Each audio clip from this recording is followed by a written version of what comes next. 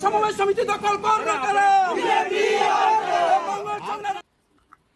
আস্তে আস্তে বিজেপি যেন সর্বত্র ছড়িয়ে পড়ছে। আবারও শুভেন্দু অধিকারীর বিধানসভা কেন্দ্র নন্দীগ্রামে সমবায়ের বিপুল জয় পেল বিজেপি। আজ নন্দীগ্রাম 2 নম্বর ব্লকের বয়াল 1 নম্বর গ্রাম পঞ্চায়েত এলাকার মঙ্গলচক নারায়ণচক চিরঞ্জীবপুর সমবায় সমিতির নির্বাচন ছিল। মোট 42 আসনে নির্বাচন হয়েছিল। বিজেপি 42, তৃণমূল ও জাতীয় কংগ্রেস সমবায় ঐক্য মঞ্চ 42, সিপিআইএম 12টি আসনে প্রতিদ্বন্দ্বিতা করেছিল। প্রশাসনের কড়া নিরাপত্তায় সকাল 10টায় ভোট গ্রহণ শুরু হয়। ভোট গ্রহণ চলে দুপুর 2টা পর্যন্ত। শান্তিপূর্ণভাবে নির্বাচন প্রক্রিয়া হয়। ফলাফল শেষে দেখা যায় বিজেপি 35টি আসন, তৃণমূল কংগ্রেস ও জাতীয় কংগ্রেস সমর্থিত সমবায় ঐক্য মঞ্চ 7টি আসন পেয়েছে। নন্দীগ্রামের একের পর এক বিপুল সমবায় জয়ের পরে আবারও নন্দীগ্রাম 2 নম্বর ব্লকের এই সমবায় জয় পেতে উচ্ছ্বসিত বিজেপি নেতৃত্ব, কর্মী সমর্থকেরা। নন্দীগ্রাম সহ পশ্চিম বাংলায় বিভিন্ন জায়গায় বিজেপির অগ্রগতি দেখে উচ্ছ্বসিত হচ্ছেন বিজেপি সমর্থকেরা। 26-এ নির্বাচনী যা হাড্ডাহাড্ডি লড়াই করবে শাসক দলের সঙ্গে। আমি জাতীয় কংগ্রেসের লিডারশিপ হলেও সমিতিটা যখন তৈরি হয়, বলতে গেলে আমাদের সহযোগিতা, আমাদের হাতে গড়াই হচ্ছে সমিতি। একসময় খুব খারাপ অবস্থা, শূন্য থেকেই আমরা শুরু করেছিলাম সমিতিটা। যেই জন্য এই সমিতিটা আমাদের প্রতি একটা সিম্প্যাথি জায়গা, এবং সমিতি এমন একটা জায়গা, ভারতবর্ষের প্রাক্তন প্রধানমন্ত্রী প্রয়াত ইন্দিরা গান্ধী, যার স্বপ্ন ছিল গ্রামীণ মানুষদেরকে স্বনির্ভর করে তোলা। কারণ ব্যাংক জাতীয়করণ করেছিলেন ইন্দিরা গান্ধী, যার জন্য ইন্দিরা গান্ধীর স্বপ্ন ছিল গ্রামের মানুষদেরকে স্বনির্ভর করা।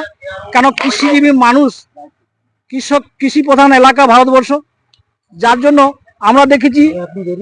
আমরা দেখেছি বিভিন্ন অর্থবিত্তশালীদের কাছ থেকে চটা সুদে মানুষরা নিয়ে দেখা যেত, যদি চাষে মন্দা হতো কিংবা ব্যবসা বাণিজ্যে মন্দা হতো, তারা টাকা শোধ করতে না পারলে তারা আত্মহননের পথ বেছে নিতেন। সেই জন্য ইন্দিরা গান্ধীর স্বপ্ন ছিল ব্যাংক জাতীয়করণ করা, এবং ব্যাংক জাতীয়করণ করার থেকে শুরু করে আমাদের গ্রামীণ সমবায় সমিতি গড়ে তোলা। আর সমবায় সমিতি এমন একটা জায়গা, সেটা কোনো রাজনৈতিক প্ল্যাটফর্ম নয়, আর এখানে প্রতীকের কোনো ব্যাপার নাই। যেহেতু আমাদের সমিতিটা হাতের গড়া তৈরি, আমরা সমিতির ভালো চেয়ে, আমি জাতীয় কংগ্রেস করি হলেও কিন্তু দেখলাম যে ভারতবর্ষের সরকার এখন চলছে, তাদের বক্তব্য, তারা যেহেতু পঞ্চায়েতে ক্ষমতায় আছে, তারা বিরোধী দলদেরকে নৈহার করে দিতে চেয়েছিল। তারা বলেছিল কোনো বিরোধী শক্তি বলতে এখানে কিছু নেই। যার জন্য আমরা চাইছিলাম সমিতিতে ভোট না হোক, কেন সমিতি আর ক্লাবের মধ্যে পার্থক্য নেই। কেন তার যে গঠনতন্ত্র, সমিতির গঠনতন্ত্র একই প্রায়।